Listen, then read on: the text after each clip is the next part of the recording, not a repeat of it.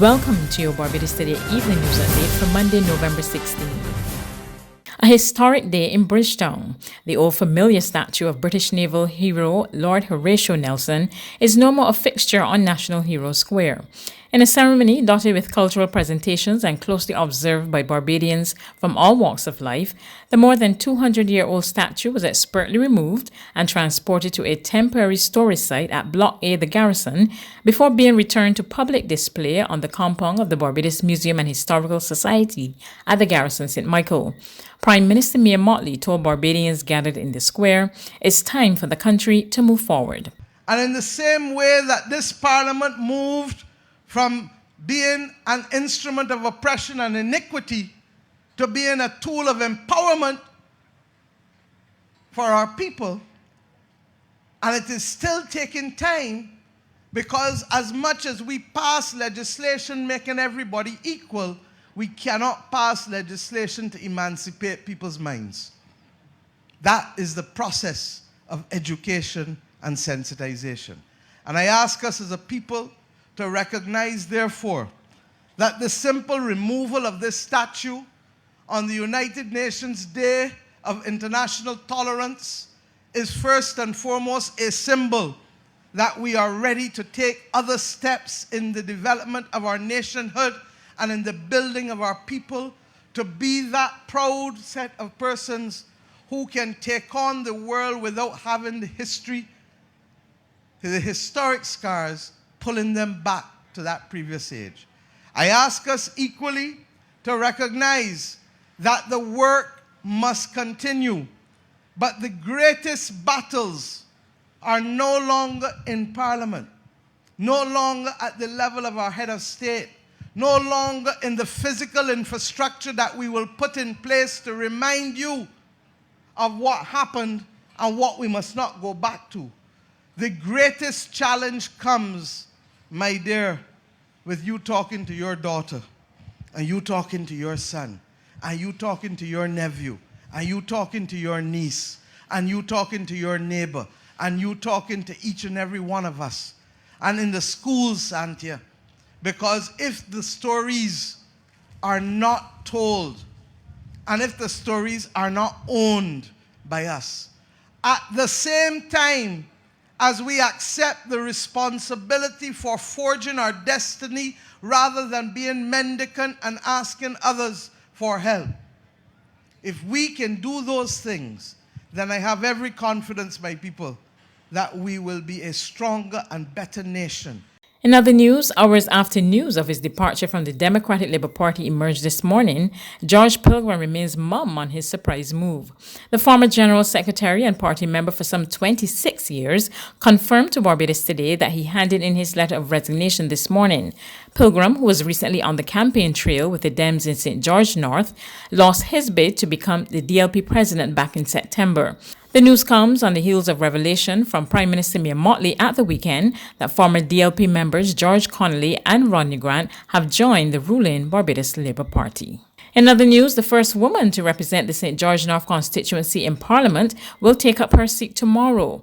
Tony Moore was officially sworn in today by Acting Governor-General Sir Kenneth Hewitt at Government House before family, friends and political colleagues. She told reporters she's ready to get down to business. It is a great experience because this formalizes the start of the journey.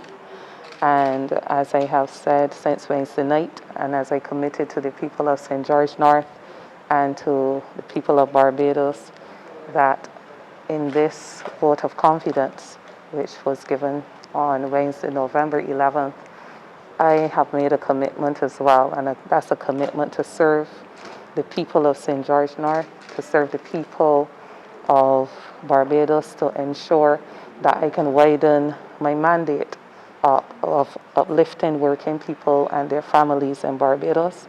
I'm thrilled, and the work now begins. Moore, who is also the General Secretary of the Barbados Workers' Union, also made it clear that she's focused on delivering for her constituency and wider Barbados amid concerns about her stewardship of the BWU. From the time my candidacy was announced, there were some who now continue to make it an issue. And to dwell on that, to me, is like a fowl going after scratch grain. How I really see it is that our history speaks for itself, and the history of development in Barbados, if we look at the major hurdles that were overcome and the major milestones that were attained, it always occurred at a time where labor was in the belly of decision making. So I have no regrets. I have every optimism that the objectives that we believe can be achieved by this union will be achieved, and I will not be distracted by suggestions or attempts to diminish what has been accomplished on the 11th of November. Education Minister Cynthia Bradshaw today declared zero tolerance to any display of disrespectful behavior by students. Her comments comes as a video making the rounds on social media shows a secondary school student involved in a verbal confrontation with a teacher. She made it clear that appropriate action will be taken. I shared the outrage of all who would have seen the videos circulating on social media of the student-teacher exchange.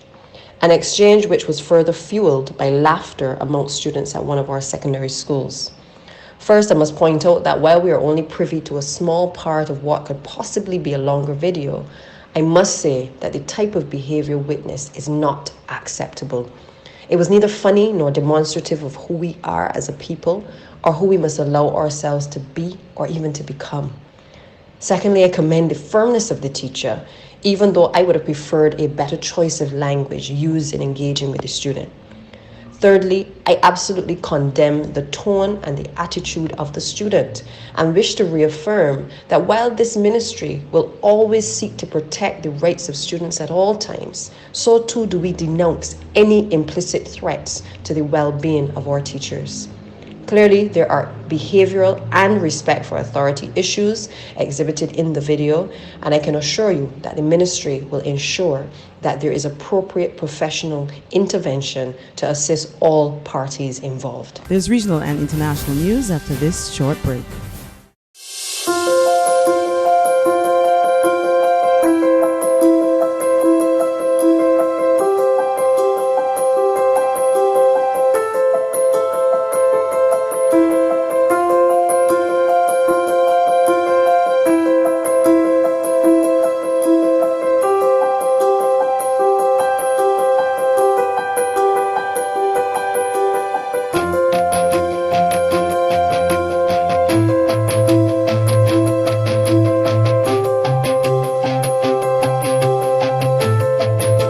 Barbados Today, news you can trust.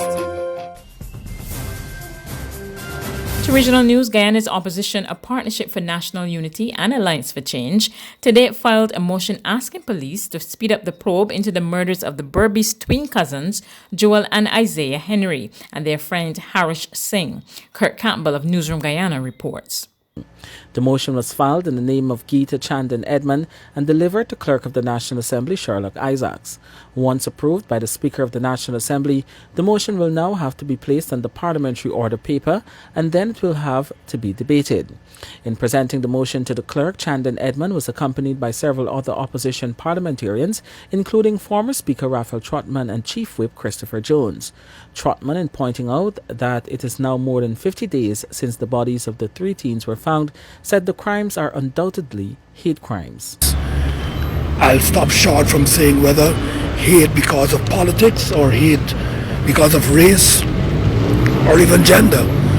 But I believe that anyone who saw those bodies, either physically or through photography, would agree that whoever did this was full of hate. Trotman, in direct response to the government's statement that it favors its United States, United Kingdom and Canadian counterparts in assisting with further investigation, said the coalition is aghast that the government has not responded positively to the family's request for an Argentine team to come and investigate the murders. On the international scene, a second U.S. drug maker reports that its experimental COVID-19 vaccine has so far exceeded expectations. Moderna Inc. says its vaccine is 94.5% effective in preventing COVID-19 based on interim data from a late-stage trial. More in this report from Reuters Television. Fresh hopes for an effective vaccine on Monday. Moderna says its experimental shot is 94.5% effective in preventing COVID-19. That's based on interim data from a late-stage clinical trial. It makes it the second US company to report results that far exceed expectations. Together with the Pfizer vaccine and pending more safety data and regulatory review, the US could have 2 vaccines authorised for emergency use by December. A key advantage of Moderna's vaccine is that it does not need ultra-cold storage like Pfizer's, making it easier to distribute. Production of the Moderna shots will partially be carried out by Swiss biotechnology firm Lonza at plants in the US and Switzerland. The news sent Moderna shares up around 17%. Also on Monday, Russia said it expects to produce primarily freeze-dried Sputnik V coronavirus vaccine doses by the spring. That would eliminate the need for transport at ultra-low temperatures. Russia has an ambitious plan to inoculate its population, but vaccine developers globally are scrambling to work out how to ship and store their vials, some of which must be kept in specialised freezers at extremely low temperatures. The logistical challenge was brought into sharp focus after promising interim trial data for the vaccine developed by BioNTech and Pfizer. It's been considered a major breakthrough in the race to curb the pandemic, but it needs to be shipped and stored at minus 70 degrees Celsius, equivalent to an Antarctic winter. That's news, but for the very latest, visit our website at www.barbadostoday.bb. You can also subscribe to our e-paper, email updates, or like us on Facebook, and sign up for our breaking news alerts via WhatsApp. We're also on Izumi Media and bus terminals, as well as screenplay at supermarkets and gas stations near you. You can also hear us on Mix 96.9 FM and Capital Media HD 99.3 FM.